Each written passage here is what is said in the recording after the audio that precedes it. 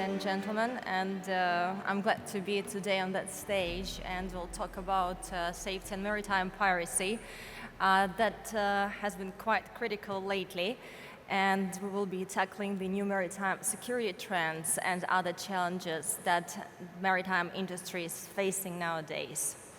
So, coming to the maritime piracy, I have to say that it continues to be quite of a significant threat to global shipping, particularly in the regions of South Red Sea, Gulf of Aden, West Africa, and others as well, that pirates employ increasingly sophisticated methods these days in order to attack the vessels that are passing through the high-risk area, that impact of which is far-reaching. From the financial losses, we are going also to the consequences of piracy ripple across supply chains and also its great impact on the global economy. Understanding the piracy impact is extremely important to the maritime stakeholders, governments, and all the players of the maritime industry. As global trade continues to rely heavily on maritime routes, the security of these waterways remains quite of a crucial concern these days.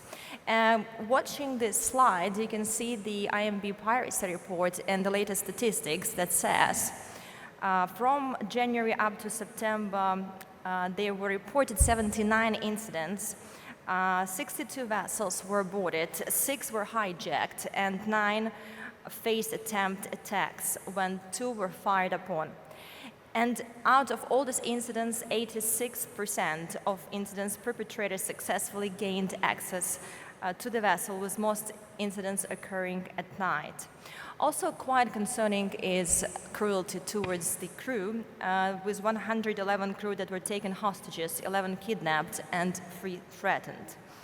Recent incidents demonstrate also the capabilities and capacity of the Somalian pirates that these days can attack up to 1,000 nautical miles of the coastline.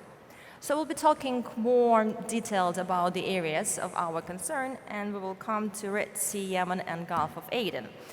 The Suez Canal and the Red Sea have long been vulnerable to the effects of regional conflict. And given the perennial conflict in the Middle East, it's just been the matter of time that the shipping is going to strike quite of a crisis.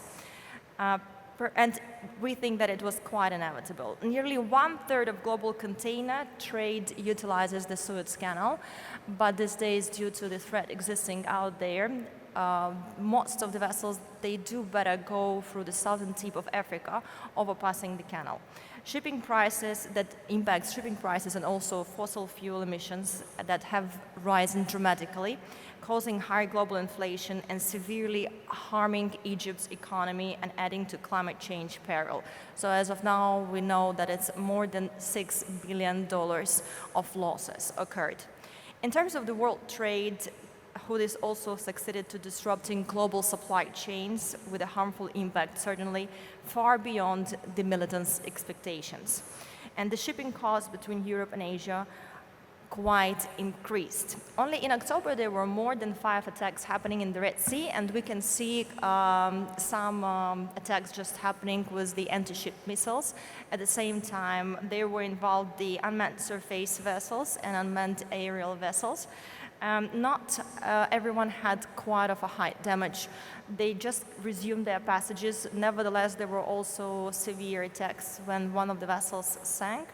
And there were also suspicious approach by 5 small boats in the Gulf of Aden. We do not think that it's pirate gangs, but we're also quite concerned about the Houthi activities in the region. Predominantly, they involve unmanned aerial vehicles and anti-ship missiles, and as a result, there were some fatalities that were recorded. Just in October, there were 3 crew members that were killed during a missile attack, and also 2 vessels were under heavy anti-ship missiles attack as well. The trade patterns that have emerged since 2024 due to the Houthi attacks are expected to remain until 2025 and far beyond. The precise trends will depend on the trajectory, basis the geopolitical developments in Gaza and also in Lebanon. Nevertheless, we believe that even though the attacks in October, they have dropped significantly in comparison to the other months, still this area considered to be extremely risky, and we do suggest either to put armed guards on board or use the alternative routes in order to avoid any potential threat passing the Suez Canal. Masters are encouraged to be cautious, ignore any sort of call from the local militancy, and immediately advise to the international authorities and also to EU NAP4 while transiting the Gulf of Aden. Coming to the next slide, I would like to talk about West Africa region, and you can see here the chart that has oil smuggling, migrants, and militancy. Throughout this decade, the Gulf of Guinea has been one of the biggest choke points, the world's biggest choke point for the piracy and also for kidnap and ransom. Numerous commercial vessels of all types have been the target of armed attacks and kidnapping. The number of thefts and robberies from ships at anchor has increased in countries such as Nigeria, Angola, and Guinea. Piracy is still a threat, but criminals appear to have changed their modus of operandi. Therefore, these days, basis the chart that we have received from our intelligence system, 33.7% is the problem of migrants. And it's been quite of an increased number of migrants, specifically talking about Canary Islands. And that is 155% rise compared to 2022 and 2023. 28.3% oil smuggling. The Niger Delta region remains a hotspot for oil theft and illegal refining, and with these activities fueling criminal networks and also undermining social stability that does has a direct impact on maritime piracy in the area. And these illicit operations in Niger Delta, it does impact economy big time, and that costing of billions annually to the government and causes environmental damage as well due to the oil spills in the region and also unregulated refining practices.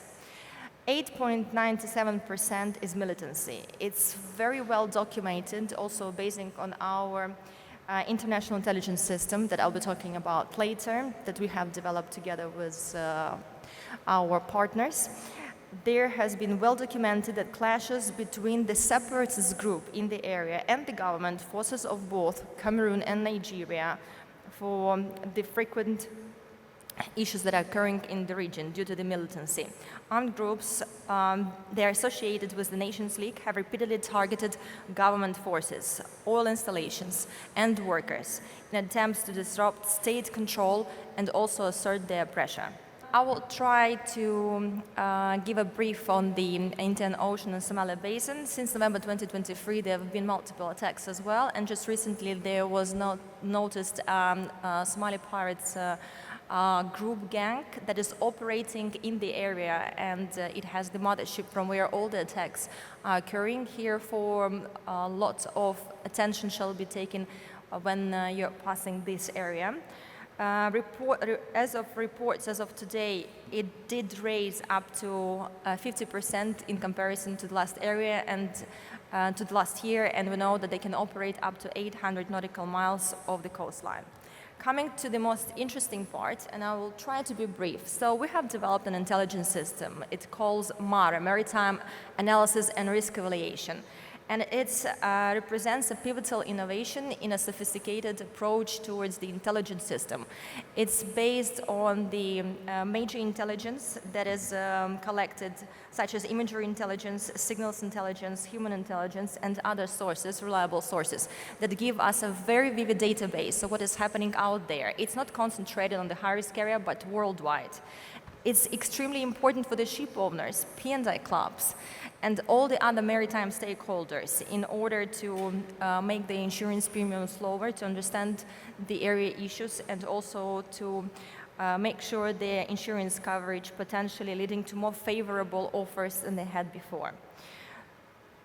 So the database that we collect, as I have already mentioned, is based on multiple sources of intelligence, and we also have local in-sources that are based specifically in the choke points. They're giving us extremely vivid and detailed information on what's going out there.